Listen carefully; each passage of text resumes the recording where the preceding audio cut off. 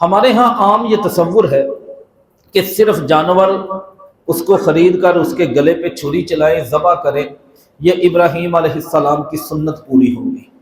یہ عمومی تصور ہے، آپ مسلمانوں سے دیکھیں، آپ ان سے بات کریں، آپ ان کی اپینین، ان کا تبصرہ، ان کا تجزیہ کچھ بھی لے لیں، 99% مسلمان ہم لوگ یہی سمجھتے ہیں۔ رب نے یہ قرآن میں کہیں نہیں کہا کہ ابراہیم علیہ السلام کا صرف ایک عمل جو بیٹے کے گلے پہ چھری چلانا ہے، وہ عمل آپ کے لیے سنت ابراہیمی بنے گی اور اسی کو رکھنا ہے، یہ نہیں کہا۔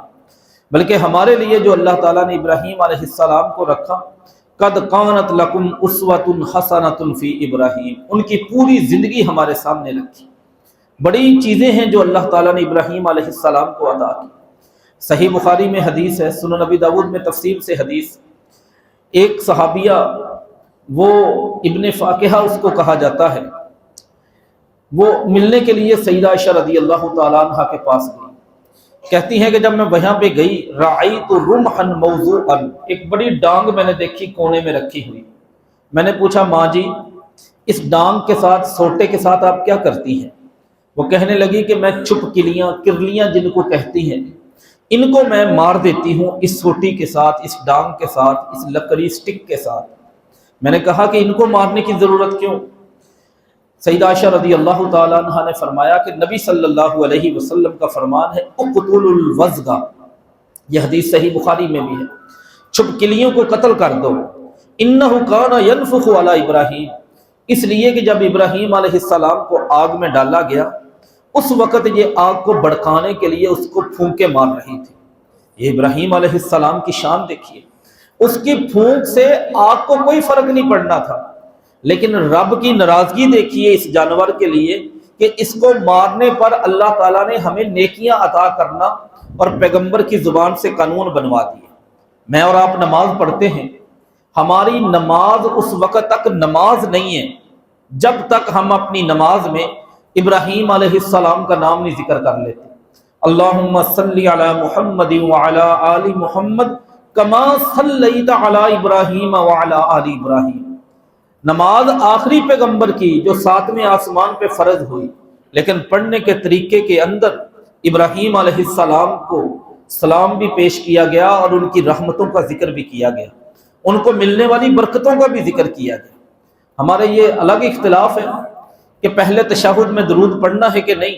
درست بات ہے، جیسے آخری تشہد میں درود ہے، ایسے ہی پہلے تشہد میں بھی درود پڑھا جائے۔ کچھ علماء نے کہا، کچھ ائمہ نے کہا نہ بھی پڑھا جائے، لیکن سنن نسائی میں ایک حدیث ہے 1720 نمبر پر، 1721 نمبر پر، اس کی روح سے پہلے تشہد میں بھی درود پڑھنا چاہیے۔ بہرحال یہ ایک علماء کا مسئلہ ہے۔ یہ مسئلہ سمجھ میں آتا ہے کہ آپ کی نماز بھی ابراہیم علیہ السلام کے ذکر سے خالی نہیں۔ صفا مروہ پہ جو حاجی کی دوڑ لگتی ہے، وہ بات تو سمجھ میں آتی ہے کہ ماں کو اپنے بیٹے کے لیے پانی کی تلاش ہے، آج کے حاجی کو کس چیز کی تلاش ہے؟ لیکن اللہ کو ابراہیم علیہ السلام کی بیوی کا دوڑنا اتنا پسند آیا کہ آپ کا عمرہ ہو پھر بھی، آپ کا حج ہو پھر بھی، اس وقت تک مکمل نہیں جب تک وہاں پہ آپ کی دوڑ نہ لگے، جب تک میری دوڑ نہ لگے۔ یہ بھی محبت ہے ابراہیم علیہ السلام کی۔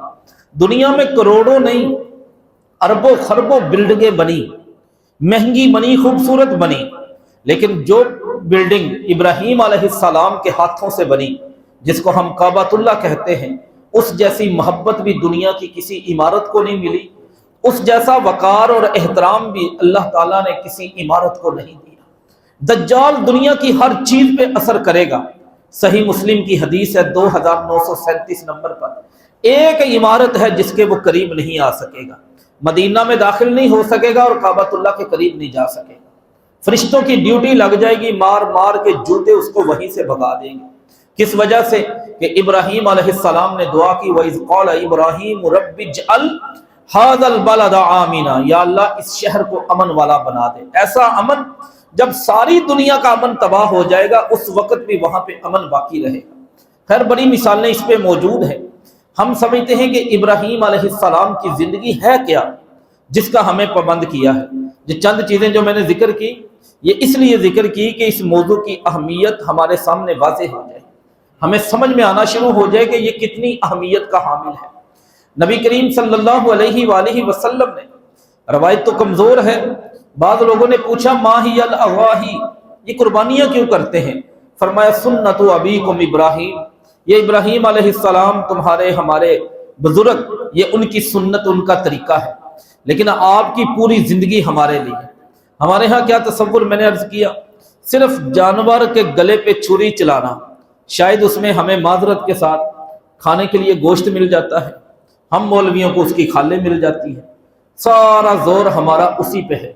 کیا ابراہیم علیہ السلام کی یہی کم از کم 7 بڑی قربانیاں ہیں جو اس بندے نے دی؟ اس لیے اللہ تعالیٰ نے ایک قربانی ہمارے سامنے نہیں رکھی، ان کی پوری زندگی ہمارے سامنے رکھی۔ سب سے پہلی قربانی جو ابراہیم علیہ السلام کی ہے، کتنی شاندار اور کتنی عظیم الشان قربانی۔ پارہ نمبر 16 میں اللہ کہتے ہیں وَاذْكُرْ فِي الْكِتَابِ ابراہیم إِنَّهُ كَانَ صِدِّيقًا نَبِيًّا، ہمارے پیغمبر ابراہیم علیہ السلام کی بات کرو۔ اللہ اپنے نبی کو حکم دے رہے ہیں، اس کی بات کرو لوگوں کے سامنے، اس کا واقعہ بیان کرو لوگوں کے سامنے، اس کا ذکر کرو لوگوں کے سامنے۔ إِنَّهُ كَانَ صِدِّيقًا نَبِيًّا، وہ بڑا ہی سچا نبی تھا۔ اور کون سی سب سے پہلی ان کی قربانی کیا ذکر کی؟ اذ قال لأبیہ یا ابت، جب انہوں نے بڑی محبت سے اپنے باپ کو مخاطب کر کے کہا ہے میرے ابا جان، تو اب یہ سب سے پہلی قربانی ہے۔ باپ یہ انسان کے لیے اللہ تعالیٰ کی بہت بڑی نعمت ہے۔